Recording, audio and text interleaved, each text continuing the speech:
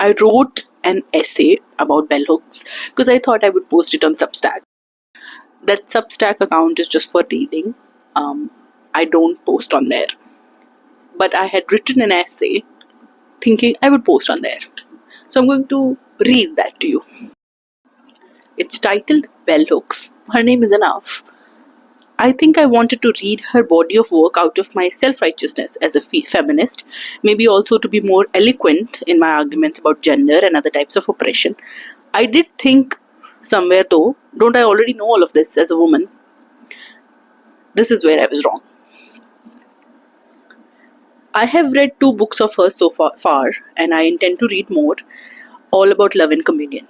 I feel as though I've been shaped and formed in my understanding of my own lack of depth or other things, but I also feel fuller and whole the way only a good writer can do to you. My reading of her books was slow and intentional. I annotated like crazy. I talked these topics with other people while I was reading them and journal my ideas and inspirations from her life. I think that's the beauty of non-fiction. It's very readily discussable. Because when you're reading fantasy fiction or even general fiction, you can't just talk about it with your co-workers unless they are really into fiction. I have found one co-worker who also reads, which is like reads fiction, but non-fiction you don't need to even read. People get knowledge about those topics that are talked about in non-fiction from other media also, so it is easier to talk to people about those topics, right? So I talked these topics with other people while I was reading those books and journal my ideas and inspirations from her life. At a time where capitalism is considered to be at its last stage, Earth running on fumes, and the only semblance of control on our lives, a to-do list you only complete halfway, reading feels like a rebellious act. Someone said on Substack, the being on this app feels like having an iPhone in the 2000s. I don't know if that feeling is still there because people are posting videos also on there, I think. I have this feeling when I particularly read an impactful writer, someone like Bell Hooks, and there's this, I put a picture of hers because I wrote it like a proper essay, okay? Things I learned from Bell. Oh my god. First, conversations were important. She very casually mentions the word conversations with other women, men, feminists, or her family, or even at work. These words have a major impact on someone in the modern century, almost as much an impact as her actual thoughts on the subject matter at hand. The modern world relies on our disconnected hyper-individuality, and communities today seem like a forgotten concept. Everything that matters to us is never discussed with our loved ones, or is either we share it on the gram or other social media. When we meet people, it is difficult to talk about the stuff that matters to us. So she talks about these agreements and disagreements, even having epiphanies whilst having those conversations. She talks about love at work, like not romantic love, just love, plain love. Not plain, it's not plain, it's radical stuff. I also decided to bring forth important matters in the conversation I was having with family, friends, and even work. My thoughts were no longer just in my private journals or brain, they were shared and discussed. One of the trending topics here was the demand of alimony by a celebrity woman from his now ex-celebrity husband. In a country like India, where dowry deaths are still prevalent, oh my god, every single day, it was astounding to see men hate on these women. While male-on-male hero worship is another separate topic, Indians struggle with that now, don't we? I asked, do you think there was love in that marriage? And naturally, no one knows the answer. Of course you don't know. Also, if the entire relationship is up on YouTube and Instagram, I fear I'm one of those old school thinkers that this might have been doomed from the beginning. The second, I put headings, okay? Second, resources and research. So the first point that I learned from her was that conversations were important, and it is not enough that you have read this stuff and you've become knowledgeable, you have found lacuna in your own understanding and you thought, oh, this was this or whatever. It is important to discuss these things with other people also. It is important. Point. Resources and research. Today we have internet at our fingertips to help us research topics or articles. I assume it would have been difficult back in the day, albeit all the more fruitful. She has referenced everything. from the definition of love or family to complex topics. She lets you know the literature at hand, and that's what I love about her. She gives you the full picture, that where has she got this information from, these words that she's saying, which literature she's pulling this from. She gives you everything. And of course, she gives her own beautiful insights and anecdotes from her life as well. So I think that's the second point that I'm making, that she researches, man. She researched. Even in one book, even if you think you've just read one book of hers all about love, but instead you're reading all the literature that she's quoting also. And so I have never heard of anybody other than her in her books. So I came to know about so many other great writers and thinkers about feminism and women and black lives because of her and research. Because you have to go and find out this stuff. You have to for example, I want to make a video on authenticity, and I'm working on that one. And when I was researching topics, I found that a lot of topics, a lot of articles of the olden days also, or even if they're written in 2016, 17, 18, they're under a paywall. And I'm like, dude, what is the matter? And that's not a new thing. That's a very common thing in the profession that I work in also. So the third point is her awareness of pain in women and own contribution to this expectation. I have not elaborated on this point yet because I think I would do it like organically. I think the beauty of the way she's written these two books, and I've only read these two books so far, is that she gives you an insight into her experiences. She gives you details. She tells you what happened with this person and that person, even her parents, and what her relationship was like with both of her parents, and her own romantic relationships or people at work.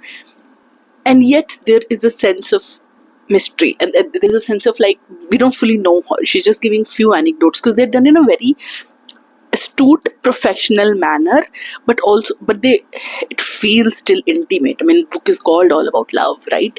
Last point, her empathy for men. This is what I have written about it. I am fairly polite to men. I'm never mean, but I'm sort of done with this expectation hanging over me at all times. But men might not be interested in returning the favor. Bell Hooks is different. She shows some empathy and understanding for her cheating father or for the men she dates. She's incredibly mindful and brutally honest at the same time, if that makes sense. She doesn't omit their mistakes. She doesn't shy away from the mentioning of it. For example, when she tells us that her father has been cheating on her mother and she discovers it and whatnot, and she also talks about how she later in the same book, she also talks about how her father was probably looking for love in a sense that he didn't fully understand, he didn't fully grasp. And today, from psychology knowledge, we also know that people who cheat a lot or people who have the tendency, they are fucked up in some sense, but also they're looking for love in some sense, even the people who are like serial cheaters. So her empathy is justified, but I'm shocked that she was able to mention that. Reading her quotes, now this is how I finished this essay. Reading her quotes on a feminist page is how you might find her, just like me. But I was surprised to learn there isn't much discussion going on about her at all in the modern day YouTube feminist essay world, except for a quote or two. Maybe you all already understood her impact on the world. It took me a while. I read her books as an ode to my 20s and a welcome foray into my 30s. I welcomed her into my bookshelves because she's that shining bright star that you go to again and again. I think that's what black women writers tend to do to us. I have read Maya Angelou before and she lives within me. She became a part of me. The same is happening with Bell Hooks. I imagine I must have been friends with them. I imagine Bell Hooks telling me passionately about the removal of an art mural in her city and what it meant to her and what it means for us.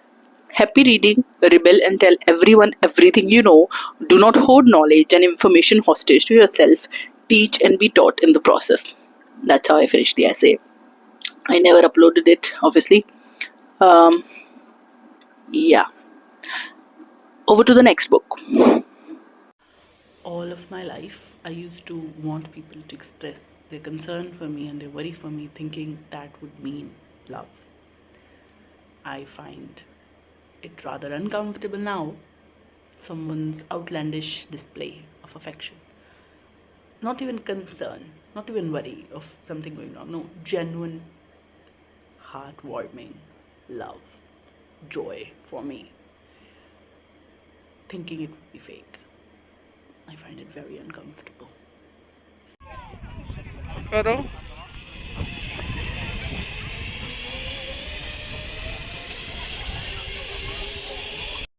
This is what happens when you record on the back camera and you don't have a proper infrastructure for the whole recording and all that thing. And I don't want to do this professionally also. I just want a very low key vibe where I'm just talking about books. There's no reviewing, there's nothing else. It's just that sometimes you read something and you want to talk about it, and there are things inside your brain that you want to unleash upon the world and you want somebody to listen to you.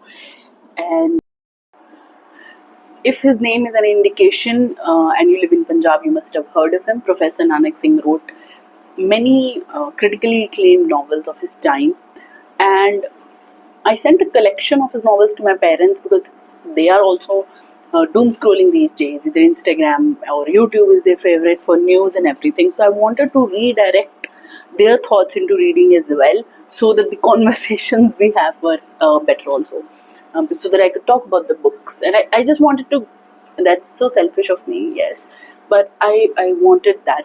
And so one of the books that I sent them was Banjar, the book that I first bought for myself. So the word Banjar here is a metaphor. And I have not read any of Professor Nanak Singh's novels other than this one. So I don't know how many times the topic of writing comes up in his novels. But here, the focus is very much on the writing. I don't know how I picked up this specific one. At least this one, I know that the focus is on writing. And the main protagonist wants to be a writer. She falls in love with the writer. Her father is a critically acclaimed writer. The whole idea of literature and its impact, and how you can be manipulated also in a communal setting to favor one side or the other, depending on, whatever. And I am so surprised that some of the topics regarding politics that this novel covered are also relevant today's India, which is, I wouldn't say that that's a wild thing at all. One would predict that it is not that wild of a thing. Just a side note that this is a conversation. So this is about, so our protagonist is a girl, right? She's a girl, and everybody, she's of that age, marriable age back then, and even now people do marry their kids a bit younger. And so she's graduated, and all of her friends are visiting. There's a party, and everybody's discussing her marriage. And she has different types of friends and their personalities. It's a very girly environment, and the topic of a marriage comes up, and they tease each other and all that, and that's how we are introduced to all the characters, right? That this character and that character that we have. Now she has heard about the man that she falls in love with. She has heard about his writings through his sister, who is her friend, and on because he wanted her father's feedback on that novel that he wrote, his first book. She shows in to her father, and she shows the novel to her father, and father did not like it, and that feedback was very important, and that later on comes up on that's how she starts to fall in love with him even more, apart from the very intellectual discussions on literature and writing and the worldview that they're having and that they share and they're learning from each other. In one of those conversations, it comes up that he wanted actually feedback from her father, and she'd liked him.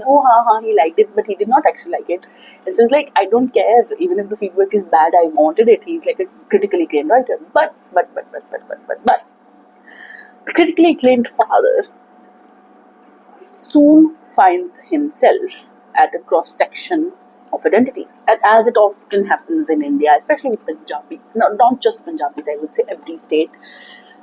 As a brown person, no matter what the continent, no matter what the country, no matter what the state of that country, no matter what the religion, even, and I would say no matter the gender also, you do come at the cross section of identities, and one of the identity is being Punjabi and being Hindu or Sikh or Christian or Muslim or Jain all of those religions we have in Punjab, and majority of the population is Hindu and Sikh, of course. And this is the time just before the 80s. So I'm telling you, so the novel serves sort of as a prelude, right? I am so surprised that I've been born and raised in Punjab, and I did not know that. I mean, I understood that we have a rich cultural and literature background, but little did I know that Nanak Singh's name is so revered, right? Nanak Singh is the writer whose name is so revered in writing culture across the country and wherever Indians have gone. But little did I know of his impact. The reason of his impact is his work. The characters are complex, they have nuanced conversations, and the themes go from banal to like extremely specific in the same conversation. And now coming back to this, Banjar is for how Banjar is a word. Banjar as the word is used only once or twice, I think, in the novel, and the last and I'm not going to give spoilers, of course, but in the last part of the novel, in the last almost at the end of the novel, where she does write a letter to her father, that is where she uses the word Banjar, where she tells him that his intellectual brain has become now Banjar because he fell into the communal circle as well. And so I think this is a beautiful novel, and I want to read more of his novels as well, but I've sent them for now to my parents, and I will also be reading them in the future.